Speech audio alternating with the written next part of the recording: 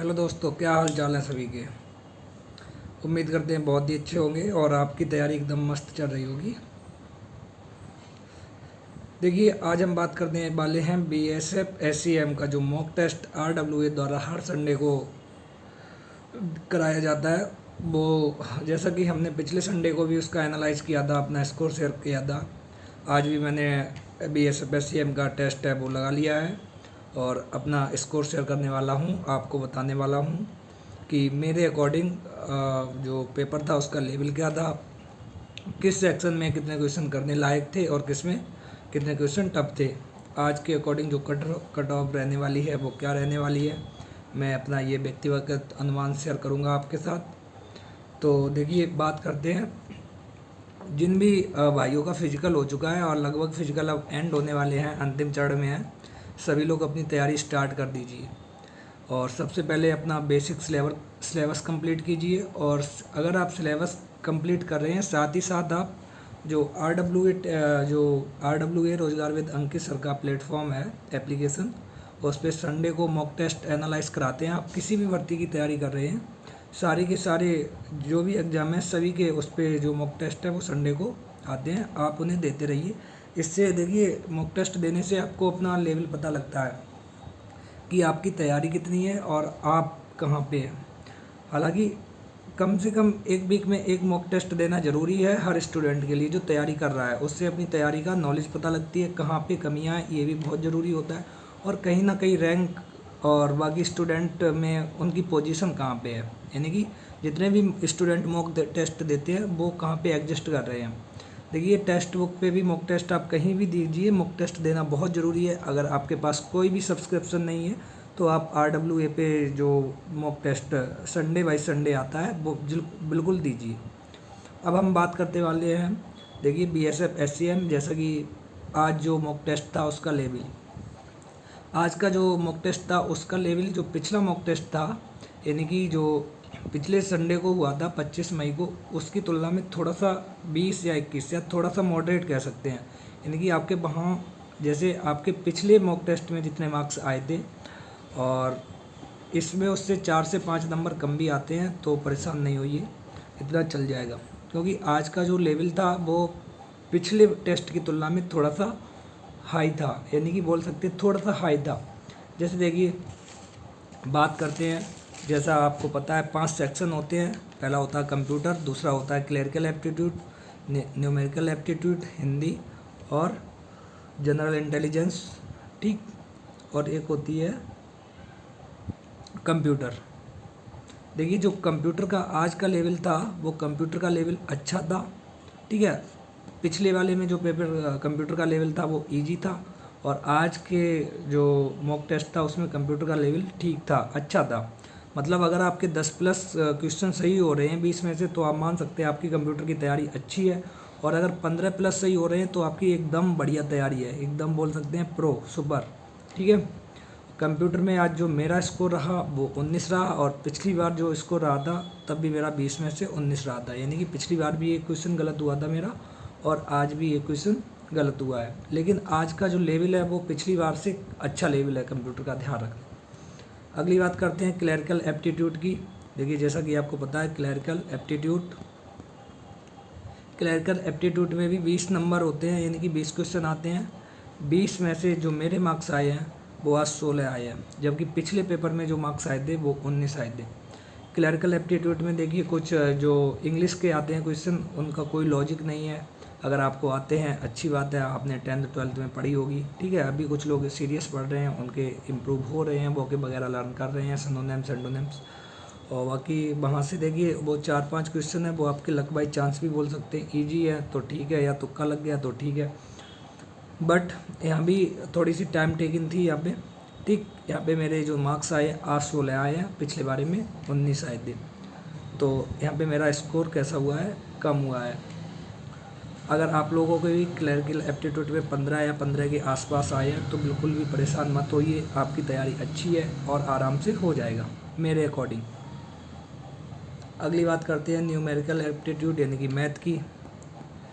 Numerical aptitude देखिए, इसका level जो था, इसका लेवल भी बहुत अच्छा था। इसमें जो क्वेश्चन लगभग 4 से 5 क्वेश्चन ऐसे थे जो टाइम टेकन थे, जिसमें एक ट्रिग्नोमेट्री का क्वेश्चन था, एक शंकु वाला क्वेश्चन था, और एक बेसिक जिसमें कैलकुलेशन थी अलजेब्रा वो क्वेश्चन था, और एक जो उसका साधारण ब्याज का क्वेश्चन था, उसमें दिया गया था 5.5 वर्ष में इतनी हो जाती है, 7,500 से 11,000 हो जाती है, तो 2 सही 2/3 वर्ष में कितनी हो जाएगी। एक ये था। कैलकुलेटिव क्वेश्चन थे, थोड़ा सा टाइम टेकन थे, अगर आपने अच्छे से प्रैक्टिस की है तो ही बना पाओगे, ठीक है, वरना वहाँ पे टाइम तो लग ही रहा था। तो क्लरिकल कंप्यूटर में भी अगर आपके 15 या 15 के आसपास, 15 से 1-2 कम हैं, तब भी आप परेशान नहीं होइए, आपका स्कोर अच्छा है निश्चित रूप से, और 15 प्लस आपके सही है तो बहुत ही अच्छा स्कोर है। मैं अपनी बात करूँ व्यक्तिगत रूप से तो मेरे मैथ में 20 में से 18 नंबर आए हैं, इनकी 18 क्वेश्चन मेरे सही हुए हैं।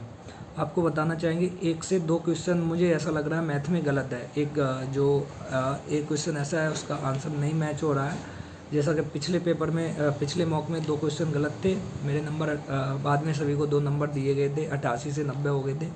इस बार भी उम्मीद है 1 से 2 नंबर बाद में ऐड किए जाएंगे, ठीक है। मैथ में तो मेरा स्कोर 18 रहा है और लेवल बहुत अच्छा था। आपका 13, 14, 15, 16, 17 तक रहा है। उन भाइयों की तैयारी एकदम बढ़िया है। अगली बात करते हैं जनरल इंटेलिजेंस यानी कि रीजनिंग। जनरल इंटेलिजेंस, देखिए जनरल इंटेलिजेंस में भी आज का लेवल ठीक ठाक था, जैसा हर बार आता है वैसा ही आया था। जो 3 से 4 क्वेश्चन थे, या बोल सकते हैं 203 क्वेश्चन, वो तो टाइम टेकन हो ही जाते हैं। पजल वाला था, बैठक व्यवस्था वाला था जो, ठीक है। इस टाइप से 2 से 3 क्वेश्चन ज़्यादा से ज़्यादा थे, वो स्किप करने वाले थे या फिर थोड़े से टाइम टेकन थे, बट आराम से 16-17 क्वेश्चन यहाँ पे किए जा सकते थे। 15 प्लस तो आराम से किए जा सकते थे, ठीक है। 15 प्लस बोले या 15 के आसपास बोले, मेरी 1-2 गलती हो गई। मैं अपना बात करूँ, मेरे जो इसमें जनरल इंटेलिजेंस में जो आए हैं वो आए हैं 16। कितने आए हैं? 16, यानी कि क्लरिकल एप्टीट्यूड में भी मेरे 16 मार्क्स आए हैं आज 20 में से, और जनरल इंटेलिजेंस में भी 16 आए हैं। हिंदी की बात की करूँ तो हिंदी का लेवल बिल्कुल ठीक था, इसे बिल्कुल भी मॉडरेट नहीं बोलेंगे, ठीक है। 2-4 वर्ड ऐसे थे, आपको उनका बेसिक वर्डों का मतलब पता होना चाहिए तभी कर सकते थे। अगर मतलब नहीं पता है तो नहीं कर पाओगे या गलती होने की संभावना है, ठीक।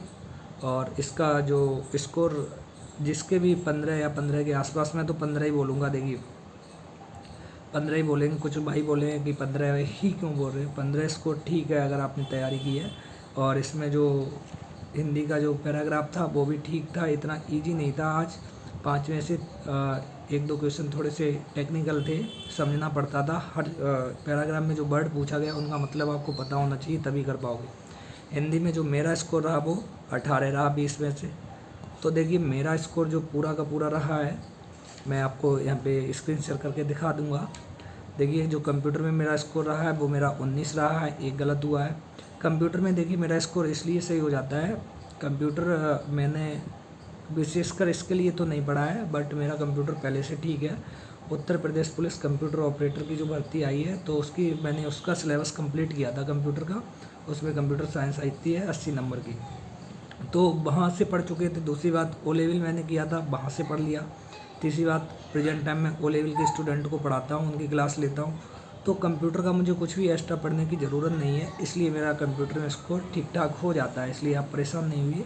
आपका 10 से 15 के बीच में भी है तो आपका स्कोर ठीक है कंप्यूटर में, ठीक है।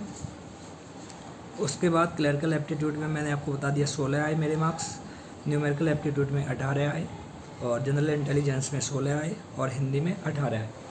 इस प्रकार मेरा जो टोटल स्कोर आज रहा है वो मेरा रहा है 87, ठीक है। 100 में से कितने नंबर आए मेरे? 87 आए, 87। पिछली बार मेरे नंबर आए थे कितने? 88 आए थे। इस बार 87। एक जो नंबर है वो मेरा कम हो गया है, तो आप सोच सकते हैं। और उससे पहले एक दिया था उसमें 82 आए थे, ठीक है। 82, 88 इस बार कम हो गया। तो मॉक वगैरह लगाओगे कम ज़्यादा होते रहते हैं, 2-4, उससे मतलब नहीं है।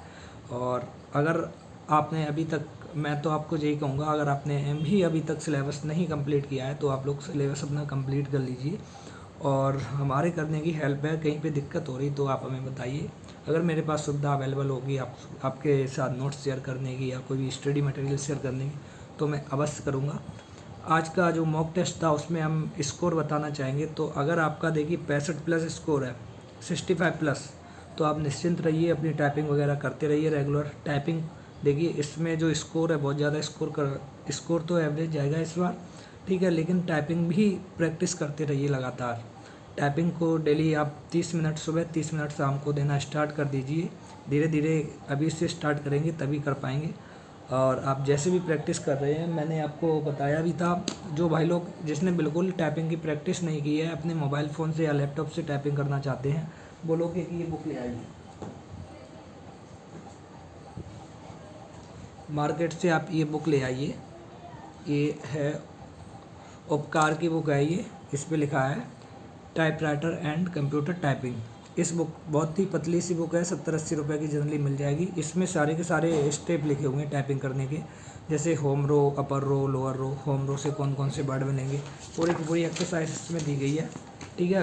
तो मैं आपको सजेस्ट करता हूँ, अगर आप चाहें और आप टाइपिंग अपनी मोबाइल फ़ोन से स्टार्ट करना चाहते हैं, तो यहाँ पे पूरी देखिए इस टाइप से पूरी की पूरी एक्सरसाइज और वर्ड इसमें दिए गए हैं। आप देख सकते हैं कि ये वाले वर्ड आप पहले होम रो है, उसके वर्ड सारे के सारे हैं, अपर रो, लोअर रो, इन्हीं वर्ड की प्रैक्टिस करनी होती है, ठीक है।